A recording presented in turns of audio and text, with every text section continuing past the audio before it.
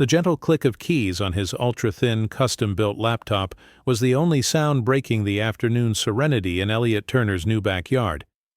He was deeply engrossed, reviewing complex algorithmic sequences for Janus, the revolutionary artificial intelligence he'd been developing for years, an AI poised to redefine global logistics and communication. This quiet suburban enclave, Willow Creek Gardens, was supposed to be his refuge, a place to finalize the critical pre-launch protocols. That refuge was shattered by a strident voice laced with suspicion and hostility. "Mr. Turner, what is that device you're operating, and what exactly are you doing with it out here in the open?" Elliot looked up, startled, into the imperious face of Mrs. Nancy Prentice, the HOA president of Willow Creek Gardens.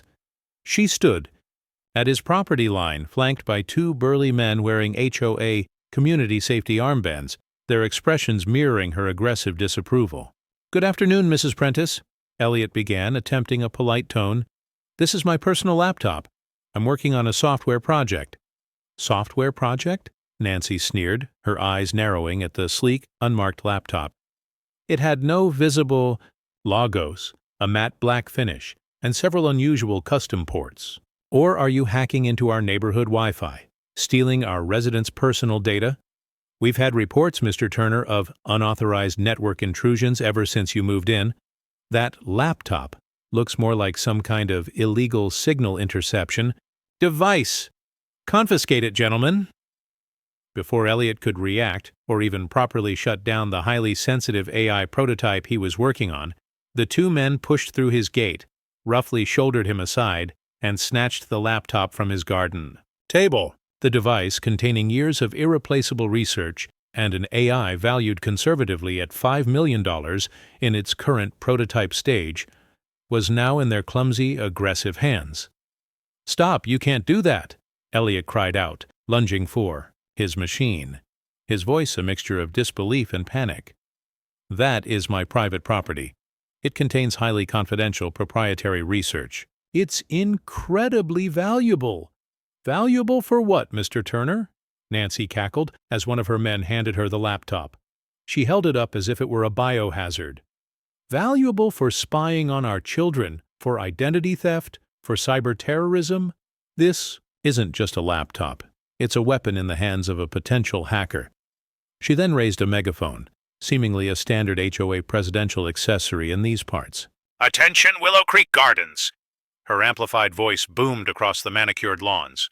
"Your HOA has successfully neutralized a significant digital threat. The resident at 18 Orchard Lane, Mr. Elliot Turner, has been found operating a suspicious, high-powered electronic device believed to be used for illegal hacking and data theft. His computer has been confiscated pending a full investigation by cyber experts." Neighbors, drawn by the commotion and Nancy's alarmist pronouncements, began to gather at a safe distance, their faces a mixture of fear and morbid curiosity. "A hacker? Here?" One woman gasped to her husband. "Nancy's right. That thing he was always hunched over looked really strange. Good thing she took it." Another man shouted, "Yeah, lock him up. We don't want hackers and data thieves in our neighborhood. He's probably stealing our bank account information right now." Someone even threw a handful of gravel that skittered across Elliot's patio. "This is an outrage. Slander. Theft," Elliot protested, his mind racing, not just for the safety of his AI prototype, but for the years of work it represented. That is not spy gear. It's the culmination of a decade of legitimate, groundbreaking research in artificial intelligence. "Artificial intelligence?" Nancy sneered, clearly not understanding but instinctively hostile to the unfamiliar term. Sounds like something out of a bad science fiction movie, probably a program to control our minds. We all know what your kind is capable of when you get your hands on technology." The racist undertone was unmistakable, and it hung heavy in the air. She then had her associate, a smirking man who was gleefully filming the entire scene on his smartphone, zoom in on Elliot's distressed face. "Let's get a good shot of the master hacker caught in the act for the HOA's evidence file," Nancy declared. "We'll make sure everyone in Willow Creek Gardens and beyond knows what kind of menace we're dealing with." She then produced a pre-printed HOA violation notice. "And this, Mr. Turner," she said, thrusting it at him, "is your official citation for operating unapproved and potentially hazardous electronic equipment, for suspected illicit digital activities, and for creating a clear and present danger to the community's digital infrastructure and privacy. You are hereby fined $25,000, and unless you can prove to our satisfaction that this device is harmless, which I doubt, we will be proceeding with your eviction for endangering this community. $25,000. Eviction for working on his own revolutionary AI on his own property. The injustice was a physical blow. Elliot, a man whose innovations were about to reshape entire industries, who regularly briefed government agencies on AI ethics and national security, was being treated like a common cybercriminal by a petty tyrant whose understanding of technology likely topped out at setting up her email.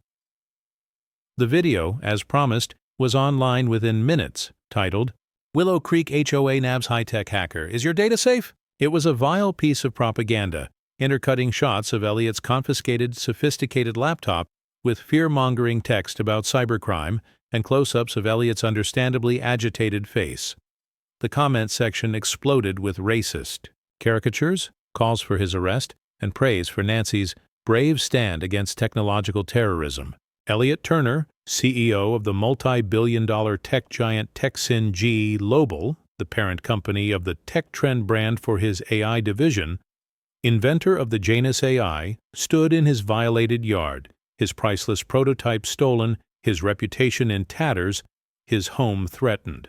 The future of technology, a future he was actively building, had just been manhandled by ignorance and bigotry. But as he looked at Nancy Prentice's smug, triumphant face, a cold, calculating fire ignited in his eyes. She thought she'd confiscated a laptop. She had no idea she'd just initiated a system crash of her own pathetic, corrupt little world. The most powerful code, Elliot knew, was the code of justice, and he was about to write it. The brazen theft of his Janus AI prototype laptop and the subsequent vicious online character assassination threw Elliot Turner's meticulously ordered world into temporary chaos.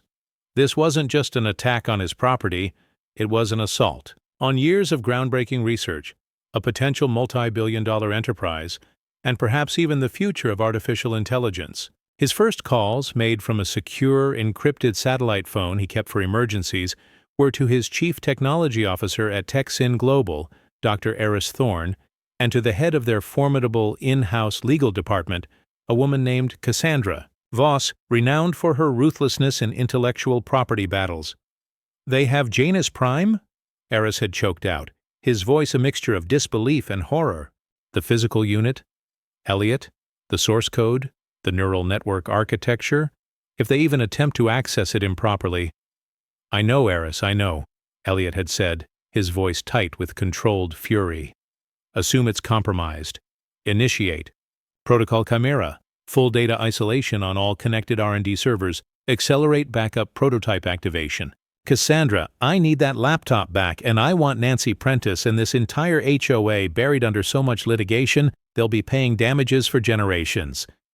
Cassandra Voss, true to her reputation, unleashed a legal firestorm.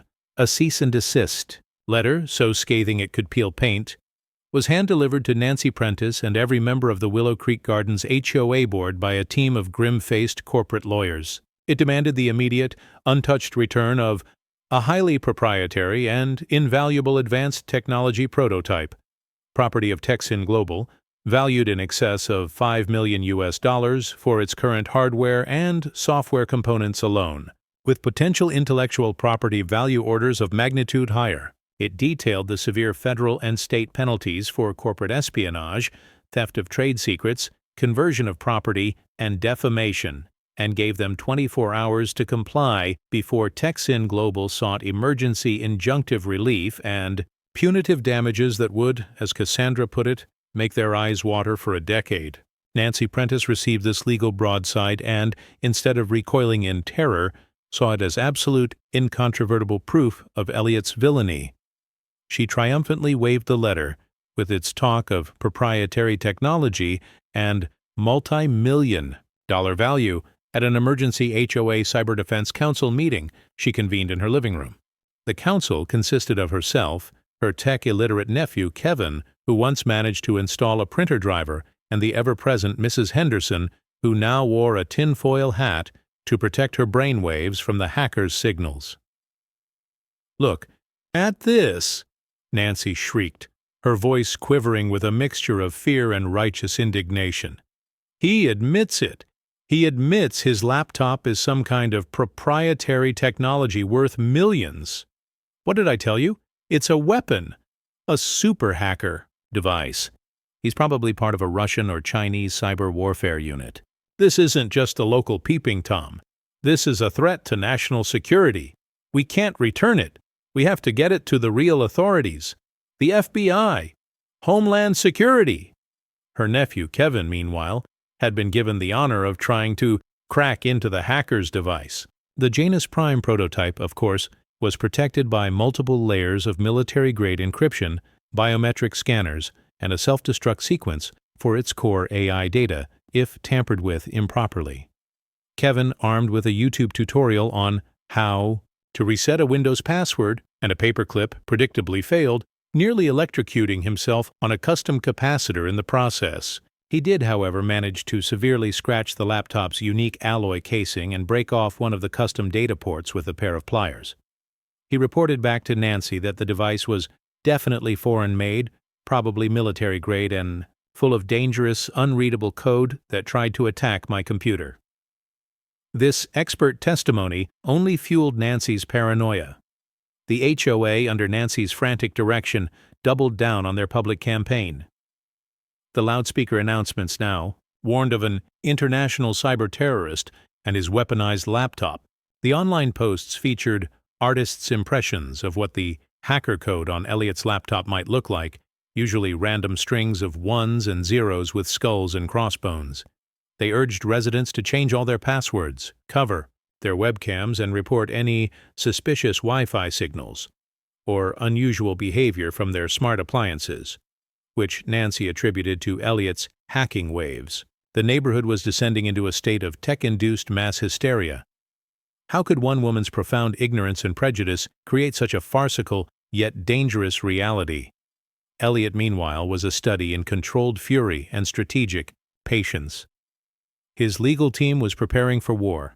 His tech team was working around the clock on the backup Janus prototype, but the loss of the physical Prime unit, with its unique hardware optimizations and the very latest iteration of the AI's learning algorithms, was a significant blow, potentially delaying a multi-billion-dollar launch by months. He was on constant secure calls with his board of directors, major investors, some of whom were sovereign wealth funds and powerful Silicon Valley VCs, and even, discreetly, with contacts at federal agencies like DARPA and the Department of Commerce, who had a vested interest in TechSyn Global's cutting-edge AI research for national competitiveness and security.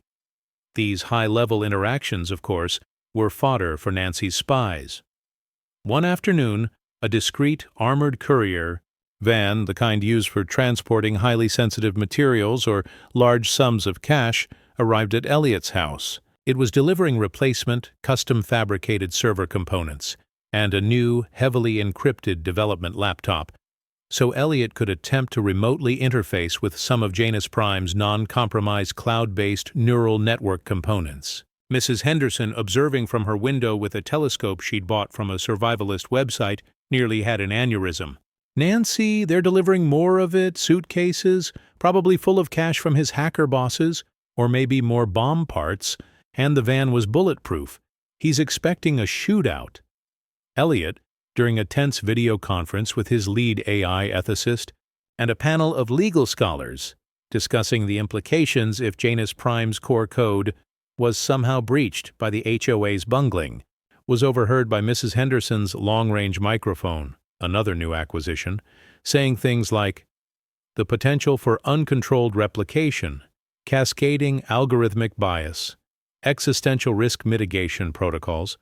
We must assume, worst case, Scenario: if the core heuristic matrix is compromised, Mrs. Henderson, understanding perhaps 1 word in 10, reported to Nancy, "He's talking about uncontrolled replication, like a virus, and existential risk.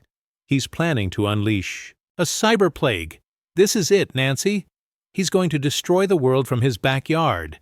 Nancy, now genuinely terrified by her own fabricated narrative, decided she had to act decisively before Elliot unleashed his cybergeddon. The HOA's lawyer, a nervous local attorney named Skip Wilkins, who was clearly out of his depth and, terrified of both Nancy and Elliot's New York lawyers, was bullied into filing an emergency petition in county court to have Elliot declared a public menace, and for the HOA to be granted permission to safely neutralize and dispose of the hazardous electronic device currently in their possession. Nancy envisioned a public ceremony where she would personally smash the laptop with a sledgehammer, saving Willow Creek Gardens and perhaps the world.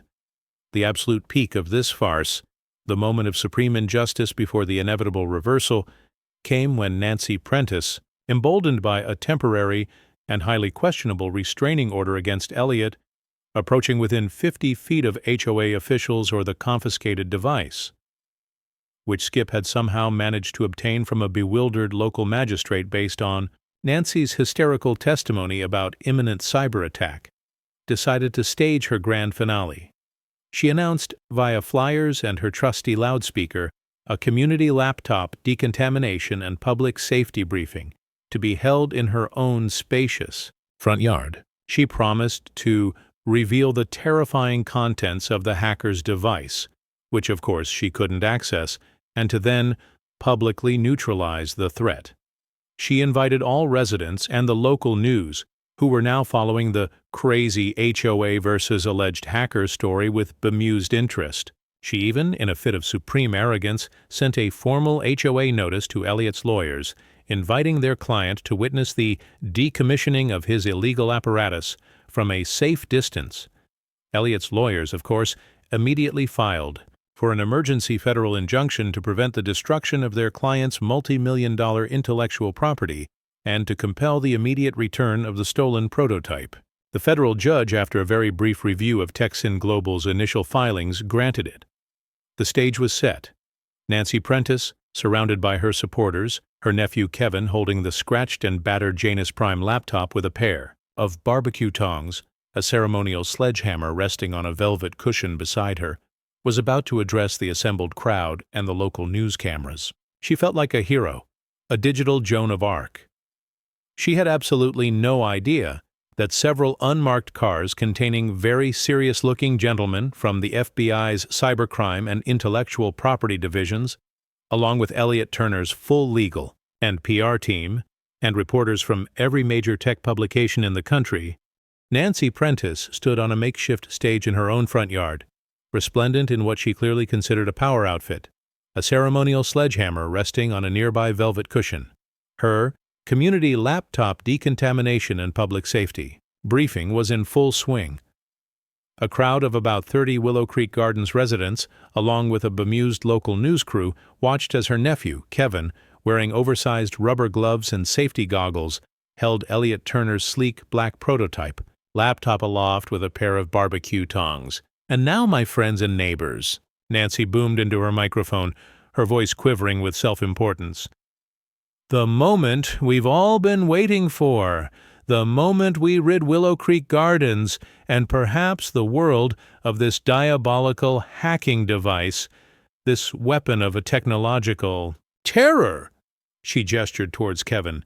"Prepare to neutralize the threat, Kevin, for the safety of our children, for the sanctity of our Wi-Fi." Kevin, looking both terrified and thrilled, shakily raised the laptop higher, preparing to place it on a small anvil Nancy had procured for the occasion. Just as Nancy was about to pick up the sledgehammer, a procession of sleek black SUVs with tinted windows turned silently onto Orchard Lane and glided to a halt, blocking both ends of the street.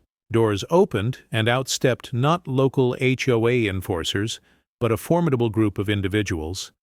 Leading them was Elliot Turner, dressed in an impeccably tailored Italian suit that probably cost more than Nancy's annual HOA budget. Flanking him were Cassandra Voss, his notoriously sharp lead counsel, and a team of equally imposing corporate lawyers.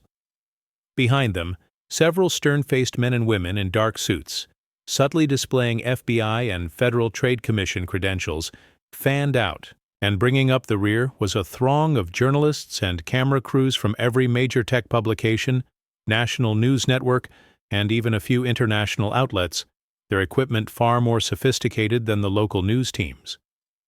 Nancy stared, her jaw dropping, the sledgehammer forgotten. Her crowd of supporters went silent, their smug expressions replaced with confusion and dawning apprehension. "An impressive setup, Mrs. Prentice," Elliot Turner said, his voice calm but amplified by a discreet, professional microphone system one of his aides had instantly activated. He walked towards her, his entourage moving with him like a wave of quiet power. "Quite the decontamination party, though I believe you may have misidentified both the contaminant and the decontaminator." Nancy, flustered but trying to maintain her aggressive facade, sputtered, "Turner, what is the meaning of this? Who are these people? Your hacker cronies? Come to cause more trouble?" Elliot smiled, a thin, dangerous smile. "These, Mrs. Prentice, are my colleagues, and some interested federal parties." He gestured to a large, portable holographic projection screen that his team was now rapidly, silently erecting. "You wanted to show the community evidence from my laptop. Allow me to present a slightly more informed perspective." The screen flickered to life, displaying not random code but a stunning, dynamic presentation. It began with the sleek, futuristic logo of TechSyn Global, then transitioned into a showcase of Project Janus, its revolutionary AI capabilities in logistics, medicine, and environmental modeling. There were interviews with world-renowned scientists praising its potential, simulations of its power, and finally, a Wall Street Journal feature article cover, "Elliot Turner, the visionary CEO behind TechSyn Global's trillion-dollar AI, Janus, is the future." Me, Elliot's face, confident and brilliant, dominated the cover. "My name is Elliot Turner," he stated as the image of him on the Forbes cover, from the previous prompt, or WSJ as now written, solidified on screen. "I am the founder, chairman, and CEO of TechSyn Global, a multi-billion-dollar technology corporation. The laptop your nephew is currently endangering with those barbecue tongs," he gestured towards the terrified Kevin, who nearly dropped the priceless device, "is Janus Prime.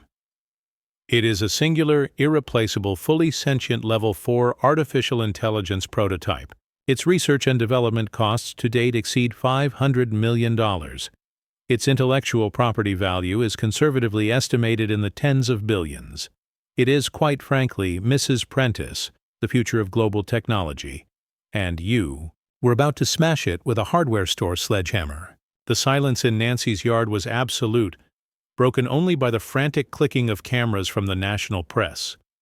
Nancy Prentice looked as though she had been turned to stone, her face a mask of utter, uncomprehending terror. Her supporters were backing away as if the ground beneath them had become radioactive. Cassandra Voss stepped forward, holding a thick legal document. "Nancy Prentice," she announced, her voice like a shard of ice, "and the Willow Creek Gardens Homeowners Association, you are hereby served with a federal lawsuit filed by TechSyn Global in the United States District Court. We are seeking immediate injunctive relief, the return of our intellectual property, and $5 million in initial compensatory damages for corporate espionage, theft of trade secrets valued in excess of $100 million, willful destruction of irreplaceable research and development property, gross negligence, defamation, slander per se, and tortious interference with contracts of national and international significance. Punitive damages will be sought to the fullest extent of the law." She handed the document to the lead FBI agent, who then presented it to the catatonic Nancy. The lead FBI agent then addressed Nancy. "Mrs. Prentice, you are also under arrest by federal authorities for conspiracy to commit theft of trade secrets, a violation of the Economic Espionage Act, and potentially other charges related to the obstruction of interstate commerce and reckless endangerment of critical technological assets, you have the right to remain silent." Nancy let out a strangled, inhuman shriek and collapsed onto her perfectly manicured lawn, a blubbering, incoherent mess, as the FBI agents calmly handcuffed her. Her nephew Kevin had fainted. The local news crew was filming everything with wide, disbelieving eyes, realizing their small-town HOA dispute story had just become a national headline. The dialogue was now frantic, horrified whispers. A $500 million laptop. She tried to smash an AI that's worth more than this entire state? Nancy Prentice didn't just poke a bear, she tried to give a cybernetic god. A lobotomy with a hammer. She's beyond finished. She's a historical footnote of stupidity. Elliot Turner watched the scene unfold, his expression grim but resolute. He then addressed the remaining terrified neighbors and the assembled press. "Technology, ladies and gentlemen," he said, his voice carrying the weight of a man who truly understood its power, "is a force for immense good, for progress, for solving humanity's greatest challenges. But it requires wisdom, ethical guidance, and a profound respect for the intellectual labor that creates it. To attack it out of fear, ignorance, or prejudice, as Mrs. Prentice has done, is not just an attack on a device. It is an attack on the future itself. Justice in the digital age is not just about righting wrongs, it's about protecting the very code of our progress." The legal and public demolition of Nancy Prentice and the Willow Creek Gardens HOA was a landmark event. Nancy was convicted on multiple federal charges and received a lengthy prison sentence. Her life in ruins. The HOA was bankrupted by the staggering civil judgment and court-ordered fines and was summarily dissolved, its name becoming a global meme for epic corporate and technological ignorance. Elliot Turner, after Janus Prime was carefully recovered and assessed by a team of TechSyn Global's top scientists, thankfully its core AI matrix was undamaged due to robust internal shielding, though the casing and some peripheral hardware required replacement, went on to launch Janus to unprecedented global acclaim. It revolutionized industries from medicine to logistics to climate science. With a portion of the massive settlement, Elliot established the Turner Institute for Advanced AI and Ethical Technology. It became a world-leading center for research, development, and public education on artificial intelligence, with a strong focus on ensuring AI was developed and deployed responsibly for the benefit of all humanity. Its charter explicitly barred any individual with a history of promoting Luddism, technological fear-mongering, or intellectual property theft from any form of affiliation. The final, uniquely fitting scene. Years later, a haggard and defeated Nancy Prentice, her once proud demeanor long gone, is working a mind-numbingly tedious job in the dimly lit, cluttered back room of a struggling, old-fashioned computer repair shop. She's surrounded by dusty, obsolete motherboards, tangled cables, and broken monitors, the detritus of outdated technology. She's ineptly trying to reassemble a sputtering, decade-old desktop PC, getting more frustrated by the second. On a small greasy television in the corner, a global tech summit is being broadcast. Elliot Turner, looking like the visionary leader he is unveiling Janus 2.0 to a rapturous international audience. Artificial intelligence, Elliot is saying, his voice resonating with passion and conviction, is not just about code. It's about potential. It's about solving the unsolvable, dreaming the undreamable. We must nurture it, guide it with wisdom, and protect it from those who would try to steal its future or smash its promise out of fear. For the future isn't just something that happens.